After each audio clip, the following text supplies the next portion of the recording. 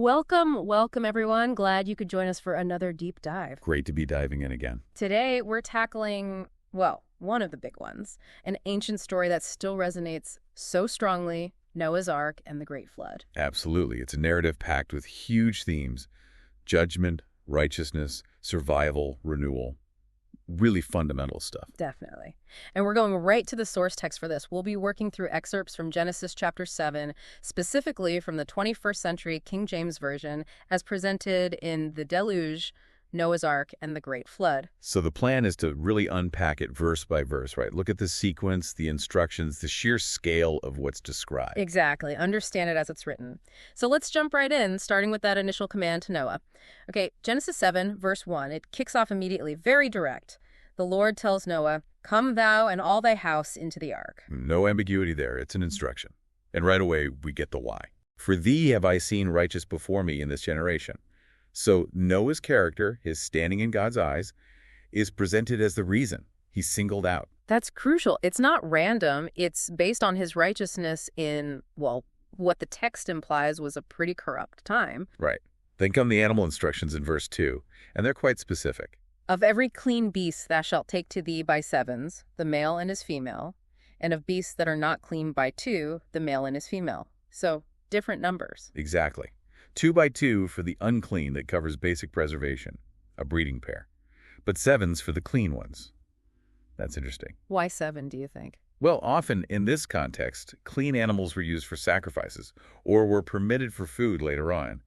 Having 7 pairs, not just one, provides, surplus beyond simple survival. Maybe for offerings, maybe for food, establishing things after the flood. Ah, okay, so it's forward thinking. Yeah. Not just saving life, but preparing for what comes next. Seems that way. And it wasn't just land animals. Verse 3 covers birds too. Right. "Of fowls also of the air by sevens, the male and the female, and the purpose is stated, to keep seed alive upon the face of all the earth." Complete preservation. Total preservation, yeah. And then verse 4 drops the timeline, a very specific warning. And yet 7 days. Just 1 week's notice. And then the prediction: rain for 40 days and 40 nights, and the destruction of every living substance. It's stark. Total wipeout foretold. Chilling stuff. And Noah's reaction, verse 5, is simple but says everything. And Noah did according unto all that the Lord commanded him. Complete obedience. No arguing, no delays, just action.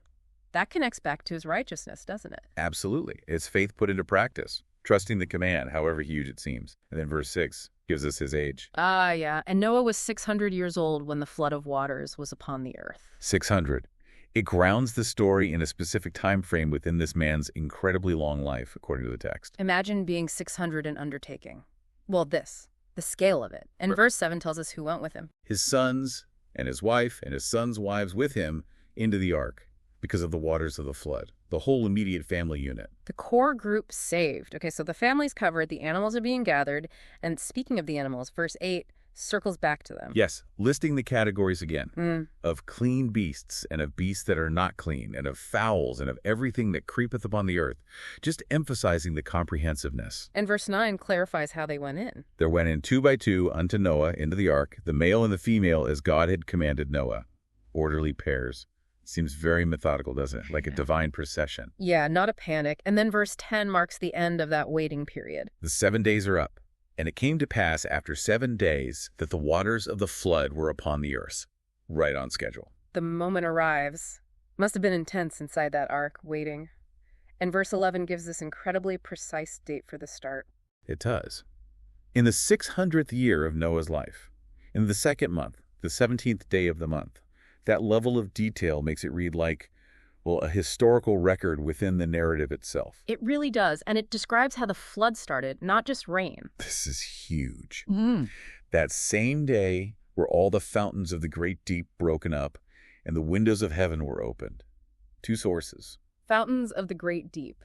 What does that suggest? It sounds like more than just rain, doesn't it? Like subterranean water sources bursting forth, maybe geological upheaval, a cataclysm from below as well as above. Wow. So not just a massive storm, but the earth itself breaking open, in a sense. That's the image it conjures.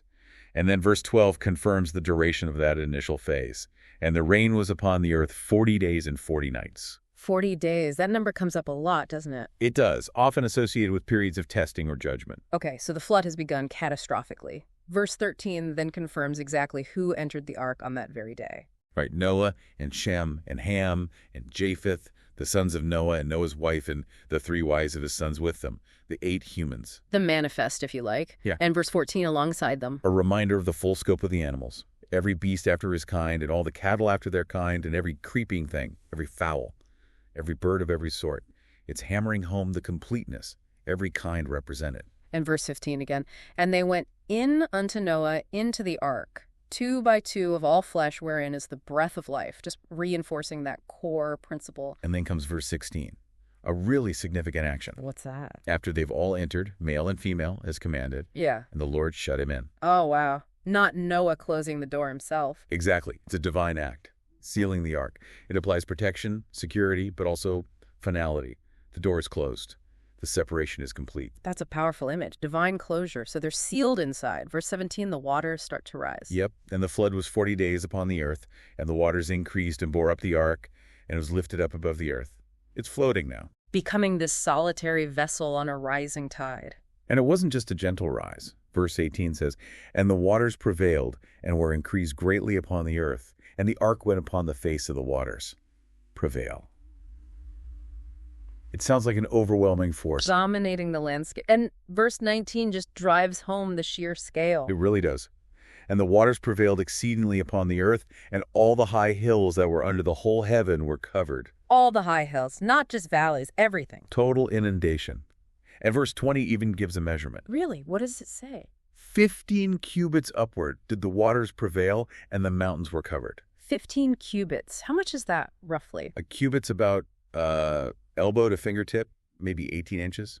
So 15 cubits is like 22, 23 feet, almost 7 meters. 7 meters above the highest mountains. That's what the text describes. Water covering absolutely everything to a significant depth.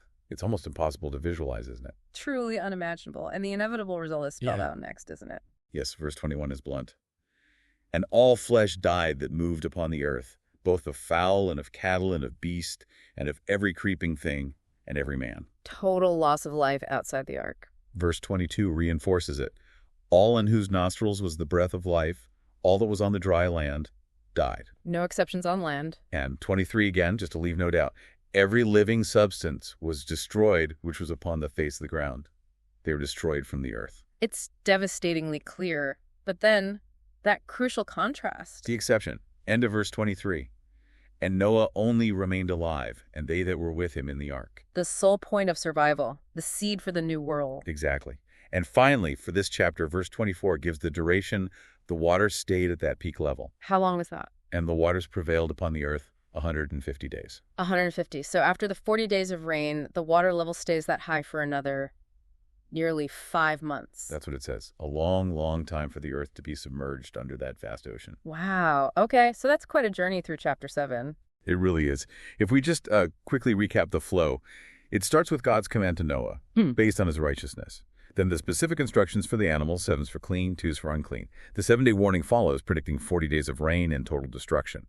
Noah obeys perfectly, enters the ark at age 600 with his family and the animals. The flood starts on a very specific date. Water from above and below. Rain for 40 days. God seals the ark. The waters rise dramatically, covering even the highest mountains by 15 cubits. Everything outside the ark perishes. And the waters remain at that peak level for 150 days. It's a remarkably detailed sequence of events. It is incredibly detailed. The specificity of the numbers, the dates, the actions. It really paints the picture, doesn't it? Makes you think about the sheer scale, the faith involved, and what it all means. You know, as we go through these texts, sometimes a particular detail or verse just jumps out. Is there anything from this chapter, or maybe even from our past deep dives, that particularly resonates with you? We genuinely love to hear your thoughts. Maybe drop your favorite verse or a key takeaway in the comments below. Yeah, it's always interesting to hear what stands out to different people. Absolutely. Well, thank you so much for joining us for this exploration of Genesis chapter 7. We hope breaking it down like this helps bring the text to life a bit more. Hope it was insightful. If you found this valuable, we'd really appreciate it if you could like this video, maybe share it with someone else who might be interested, and of course, subscribe to the channel to join us for future deep dives. We're trying to make these complex topics accessible and engaging. Your support really helps us keep doing that. It really does. So thanks again for listening, and we'll catch you on the next deep dive. Keep exploring.